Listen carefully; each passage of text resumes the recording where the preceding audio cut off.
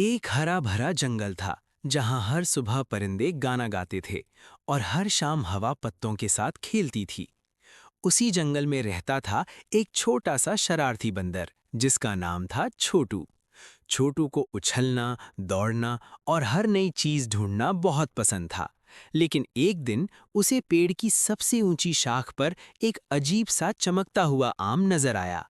वो आम बिल्कुल सुनहरी रोशनी की तरह चमक रहा था। छोटू ने आंखें फैलाकर कहा, अरे वाह, ये कैसा आम है? क्या ये सच में जादू वाला आम है? और बस यहीं से एक बहुत मजेदार कहानी शुरू हुई। छोटू बंदर बहुत प्यारा, तेज और थोड़ा सा नटखट था। उसकी गोल गोल आंखें, हल्की सी मुस्कुराहट और तेज दुम देखकर सब हंस पड़ते थे। वो आमतौर पर अपने दोस्त टोतू तोता, मिली खरगोश और गप्पू हाथी के साथ खेलता था। जंगल में सब उसे जानते थे, क्योंकि छोटू हर वक्त किसी न किसी नई शरारत या नई खोज में लगा रहता था। कभी वो बेलों पर झूलता, कभी नदी के पास पत्थर उछालता और कभी पेड़ों से फल गिराकर सबको हैरान कर देता। लेकिन आज उसका दिल सिर्फ उस चमकते हुए आम पर अटका हुआ था। उसे लग रहा था कि उस आम में कोई खास बात जरूर है।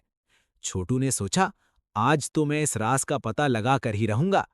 छोटू धीरे धीरे पेड़ पर चढ़ना शुरू हुआ। पहले तो सब ठीक था, लेकिन जैसे जैसे वो ऊपर गया, शाखें पतली होती गईं। आम हवा में हल्के हल्के झूल रहा था और उसकी चमक और भी ज्यादा हो रही थी। नीचे से टूटू तोता चिल्लाया, छोटू संभल के, वो शाख बहुत पतली है। मिली खरगोश ने भी कहा, गिर मत जाना। मगर छोटू तो बहुत एक्साइटेड था। जैसे ही उसने आम को हाथ लगाया, आम से हल्की सी सुनहरी रोशनी निकली और पूरा पेड़ चमक उठा। छोटू घबरा गया। आम उसके हाथ में था, लेकिन अब एक नया मसला शुरू हो गया था। पेड़ के नीचे के सारे आम अचानक गायब हो गए। जंगल के जानवर हैरान रह गए। सबने छोटू की तरफ देखा। छोटू ने धीरे से कहा, ओ, लगता है मैंने कुछ उल्टा कर दिया। अब छोटू को समझ आया कि ये आम वाकई जादू वाला है। लेकिन जादू ठीक कैसे होगा? सब दोस्त मिलकर जंगल के सबसे समझदार जानवर बाबू कछुआ के पास गए। बाबू कछुआ ने अपनी धीमी सी आवाज में कहा, ये आम खुदगर्जी से नहीं, शेयरिंग से काम करता है। जो इसे सिर्फ अपने लिए लेना चाहे, जंगल के फल छुप जाते हैं, और जो इसे सबके साथ बांटना चाहे, जंगल फिर से खिल उठता है।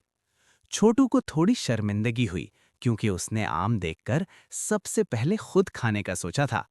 लेकिन अब उसने फैसला किया कि वो सब कुछ ठीक करेगा। बाबू कछुआ ने कहा, इस आम को ले जाओ जंगल चौक में और सबको बुलाओ।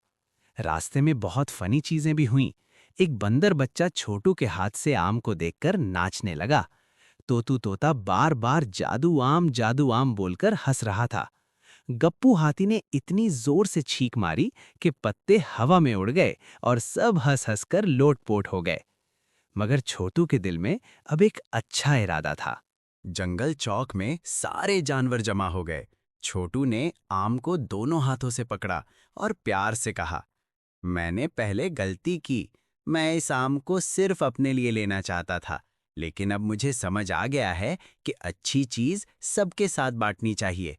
फिर उसने आम को बीच में रखा और बोला, ये आम सबका है। जैसे ही उसने ये कहा, आम जोर से चमका। सुनहरी रोशनी पूरे जंगल में फैल गई। पत्तों ने ताली बजाई, हवा ने गीत गाया, और देखते ही देखते पेड़ों पर फिर से आम, केले, जामुन और बेर लग गए। सारा जंगल खुश हो गया। बच्चे जानवर उछलने लगे। तोतू तोता गोल गोल चक्कर लगाने लगा। मिली खरगोश ने ताली बजाई। गप्पू हाथी ने खुशी में पानी की फुहार छोड़ी। छोटू की आंखों में चमक आ गई। उसे समझ आ गया कि असली जादू आम में कम और मिलजुल कर रहने में ज्यादा था। उस दिन के बाद छोटू बंदर और भी प्यारा दोस्त बन गया।